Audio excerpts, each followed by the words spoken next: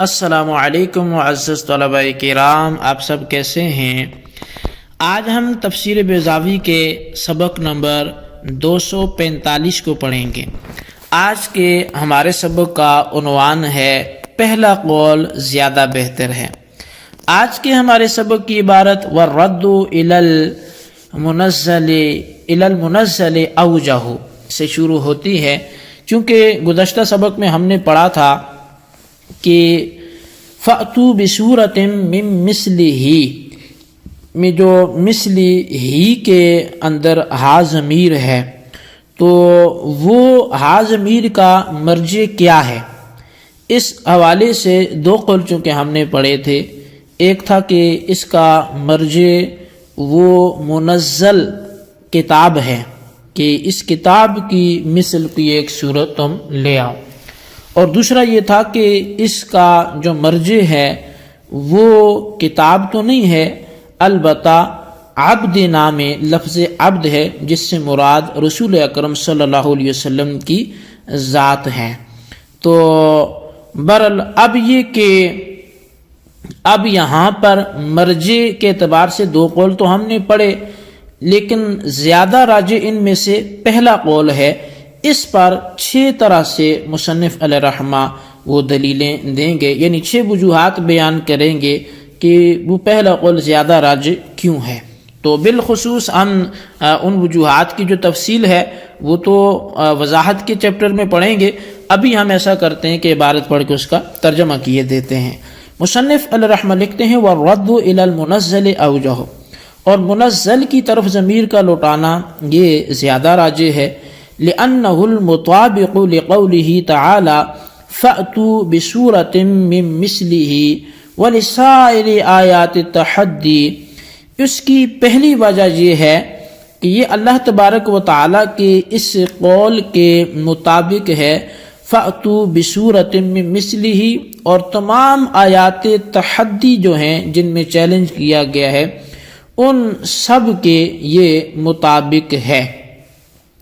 وَلِأَنَّ الْكَلَامَ فِيهِ لَا فِي الْمُنَزَّلِ عَلَيْهِ فَحَقُّهُ أَلَّا يَنْفَكَّ عَنْهُ لِيَتَّسِقَ التَّرْتِيبُ وَالنَّظْمُ۔ اور دوسری وجہ یہ ہے کہ کلام تو اس منزل میں ہے، منزل فیہ میں ہے، نہ کہ منزل میں کلام ہے، نہ کہ منزل علیہ میں کلام ہے۔ تو پس حق یہ ہے کہ یہ اس سے جدا نہ ہو، تاکہ ترتیب اور نظم جو ہے وہ متسق رہے، یعنی ہموار اور یکساں رہے۔ اور وَلِأَنَّ مُخَاطَبَةَ الْجَمِّ الْغَفِيرِ، اور اس لیے بھی کہ جو اس کا مخاطب ہے وہ جمع غفیر ہے، کہ بِأَن يَأْتُوا بِمِثْلِ مَا أَتَىٰ بِهِ وَاحِدٌ مِّنْ أَبْنَاءِ جَلْدَتِهِمْ أَبْلَغُ فِي التَّحَدِّي مِنْ أَن يُقَالَ لَهُمْ لِيَأْتِ بِنَحْوِ مَا أُوتِيَ بِهِ هَٰذَا آخَرُ مِثْلَهُ۔ اور فرمایا کہ یہ تیسری وجہ ہے کہ اس کا جو مخاطب ہے، یعنی جمع غفیر کا مخاطب ہونا، کہ بہین طور پر کہ وہ سارے مثل لے آئیں اس کی کہ جو ایک ان میں سے، یعنی ان کی نسلوں میں سے ہی ایک بندہ جو لے کے آیا، تم سب اسے جیسا لے کے آؤ۔ یہ چیلنج میں زیادہ بلیغ ہے اس کی بنسبت کہ ان سے کہا جائے کہ تم میں سے ایک اس کی مثل لے آئے کہ جس کی مثل میرا محبوب لایا، جو محبوب لایا۔ وَلِأَنَّهُ مُعْجِزٌ فِي نَفْسِهِ لا بالنسبة إليه لقوله تعالى قل لئن اجتمعت الإنس والجن على أن يأتوا بمثل هذا القرآن لا يأتون بمثله۔ اور چوتھی وجہ یہ ہے کہ قرآن کریم معجز فی نفس ہی ہے، یعنی وہ تو بذات خود ایک معجزہ ہے، اور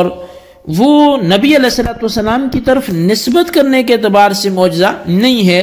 اللہ تعالیٰ کے اس فرمان کی وجہ سے کہ فرما دو کہ اگر جن و انس سارے اس بات پر جمع ہو جائیں کہ وہ قرآن کی مثل لے آئیں تو اس کی مثل نہیں لا سکتے۔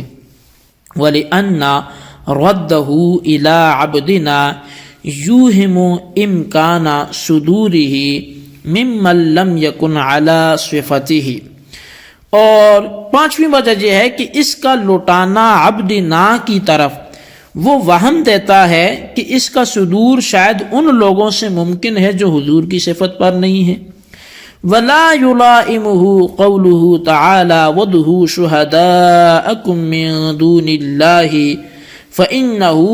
أَمْرٌ بِأَن يَسْتَعِينُوا بِكُلِّ مَن يَنصُرُهُمْ وَيُعِينُهُمْ۔ اور چھٹی اور آخری وجہ یہ ہے کہ پھر اللہ تعالیٰ کے یہ قول بھی اس کے مناسب نہ رہے گا کہ تم اللہ کے سوا اپنے تمام شہداء کو اکٹھا کر لو، بے شک اس بات کا حکم دینا ہے کہ وہ مدد حاصل کریں ہر اس بندے سے جو ان کی مدد کرے، جو ان کی اعانت کرے۔ جی طلبہ کرام، یہ تھی ہمارے آج کے سبق کی عبارت اور اس کا ترجمہ۔ اب آئیے اس کی وضاحت کی طرف بڑھتے ہیں۔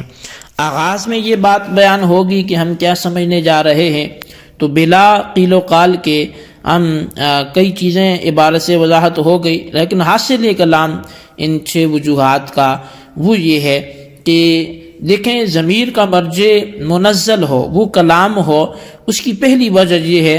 کہ اللہ تبارک و تعالیٰ نے فرمایا کہ اس کی مثل صورت لے کے آؤ، تو صورت بھی چونکہ کلام ہے اس لیے کلام کی مثل کلام کا مطالبہ ہو تو یہ زیادہ مطابق ہوگا۔ اور تمام آیات میں دیگر بھی کئی جگہوں پہ جہاں چیلنج کیا گیا تو وہ قرآن کریم کے حوالے سے ہی کیا گیا، تو اس میں مطابقت پائی جاتی ہے، لہٰذا اسی پر محمول کرنا اس کو وہ انسب ہے، زیادہ بہتر ہے۔ دوسری وجہ یہ ہے کہ آپ منزل یعنی کلام کو مرجع بنائیں گے تو پھر ہی یہ اعتراض بھی ان کا زیادہ پاورفل ہوگا، اس لیے کہ وہ قرآن کریم کے کلام الہی ہونے پر اعتراض کرتے تھے، نبی علیہ السلام پر تو اعتراض اس اعتبار سے نہ کرتے تھے، تو لہٰذا کلام الہی پر اعتراض کے جواب میں فرمایا کہ اگر یہ کلام الہی نہیں ہے تو پھر تم بھی ایسا کلام کر کے دکھا دو۔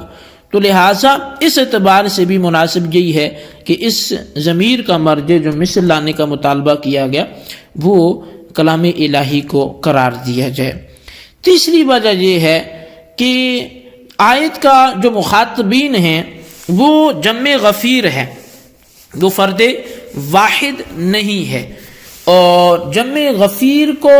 خطاب کر کے ایک بندے کے کلام کے لیے چیلنج بنا کے پیش کرنا یہ زیادہ بلیغ ہے بنسبت ایک بندے کو ایک کا مقابلہ کرنے کے لیے جب بولا جائے۔ یعنی یوں سمجھیں کہ اگر آپ اس ضمیر کا مرجع بناتے ہیں کلام منزل کو تو پھر معنی یہ بنے گا کہ اس ایک امی نبی کے جو تم پر کلام الہی پیش کرتا ہے اس کے کلام کی مثل تم سارے مل کے لے آؤ، یعنی یہ ایک بولنے والا تم سب بولنے والے، یہ ایک کلام پڑھنے والا تم سب پڑھنے والے۔ تو اگر یہ کلام صحیح نہیں ہے تو پھر تم سارے مل کر اس ایک کلام جیسا کلام لے آؤ، تو اس میں بلاغت زیادہ ہے بنسبت اس کے کہ تم میں سے ایک ان جیسا ہو کے آئے، کوئی ایک ان جیسا بن کے آئے۔ تو ایک بندے سے ایک کے مقابلے میں چیلنج کروانا یہ اتنا بلیغ نہیں ہے جتنے کہ سب ایک کے مقابلے میں پیچھے رہ جائیں، اس میں جو مضبوطی اور قوت ہے۔ اور پھر چوتھی وجہ کہ کلام الہی تو معجز فی نفس ہی ہے، یعنی وہ تو بذات خود ایک معجزہ ہے، نبی علیہ السلام کی طرف اس کی اضافت نہ بھی کریں تو رب کا کلام تو ہے، اور کلام الہی ہونے کے اعتبار سے وہ اپنی مثل سے پاک ہے، کوئی اس جیسا کلام ہو ہی نہیں سکتا۔ تو لہٰذا کلام الہی چونکہ معجز فی نفس ہی ہے اور رسول اکرم صلی اللہ علیہ وسلم کی ذات کی طرف نسبت نہ بھی کریں تو بھی یہ ایک لاریب کتاب ہے، چونکہ یہ رب کا کلام ہے اور اس کی مثل کوئی نہیں لا سکتا، تو لہٰذا اسی کی طرف اگر ضمیر کو لوٹایا جائے تو بھی زیادہ مناسب ہوگا۔ اور پانچویں وجہ یہ ہے کہ مفہوم مخالف کے اعتبار سے کہ یہ امی ہیں تو اس کا مطلب شاید یہ نکلے کہ جو امی نہ ہو تو شاید وہ پھر کلام لا سکے، تو یہ مفہوم بھی بند ہو جائے گا۔ اگر آپ عبد کہ وہ مرج مثلی کا نہ بنائیں۔ اور آخری وجہ یہ ہے کہ اللہ نے آگے یہ بھی تو فرمایا کہ تم ساروں کو اکٹھا کر لو، سب کو لے آؤ، ان سے مدد حاصل کرو اس کلام کے لانے پر۔ تو پھر سب کو جب لانے کو بول دیا گیا تو اس کا مطلب یہ ہے کہ پھر مرجع جو ہے وہ کلام ہے نہ کہ عبد ہے، کہ اس کے بدلے میں تو ایک لانا تھا عبد کے بدلے۔ لیکن بہرحال یہ 6 وجوہات مصنف نے پوری فرمائی، ان کو اچھی طرح سمجھیں، ان کے خلاصے کو اپنے رجسٹر پر ضرور لکھیں، بالخصوص ان سوالات کے جوابات دیں۔ سوال نمبر 1 یہ ہے کہ پہلا قول زیادہ راجح کیوں ہے، اس کی کوئی ایک وجہ بیان کریں۔ اور سوال نمبر 2 یہ ہے وَادْعُوا شُهَدَاءَكُم مِّن دُونِ اللَّهِ وجوہات 6 میں سے کس کے تناظر میں پیش کی گئی، اس کی بھی وضاحت کریں۔ اللہ تبارک و تعالیٰ سے دعا ہے جو کچھ ہم نے پڑھا سنو سے یاد رکھنے کی توفیق نصیب فرمائے، آمین بجاہ نبی الامین صلی اللہ علیہ وسلم۔